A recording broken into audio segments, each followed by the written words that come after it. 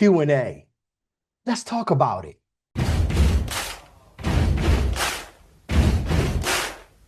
Johnny speaks, we lean in, truth and heart with the brilliant grin. He tells a tale, makes us see, best in you, the best in me. Oh. Tell me, does this scenario sound familiar? You just rocked the stage during your presentation. And if that part doesn't sound familiar, you need to contact the Randolph Speaker Bureau.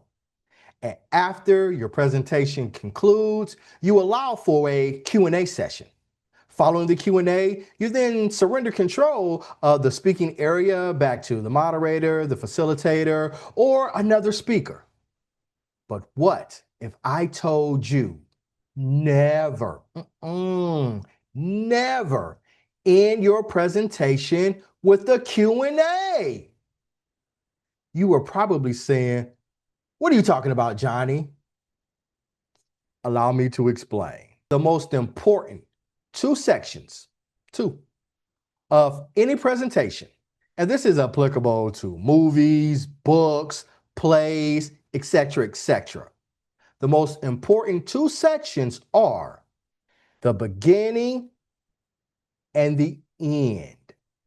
You do not want your closing thoughts to be distracted by a ill-informed question during the Q&A period.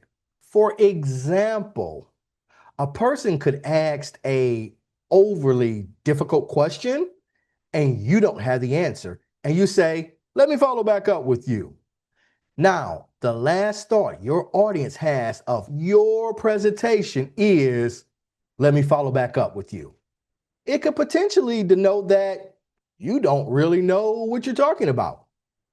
Or there could be a question that is completely not pertinent to the presentation, and it serves as a distraction.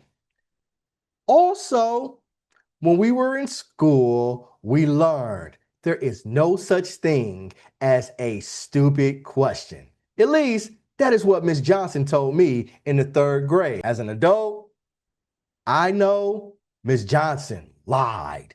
There are a plethora of stupid questions. A person in the audience could ask one of those stupid questions. It may not be intentional, I'm not trying to be mean, but regardless, it creates a distracting response for the audience.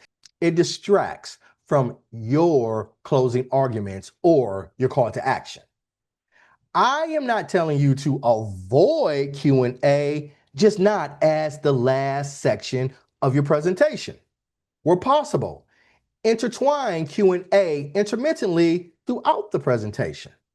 Or keep it towards the latter end, but you have your Q&A, whether it's 10 minutes, 15 minutes, 5 questions, 1 question. But then you give your summary, your climax, or your call to action.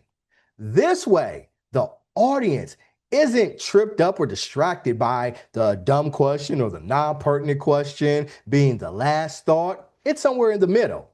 And your final thought that the audience is going to have lodged into their recall is your call to action or your culmination. The next time that you conduct a presentation, incorporate this tip.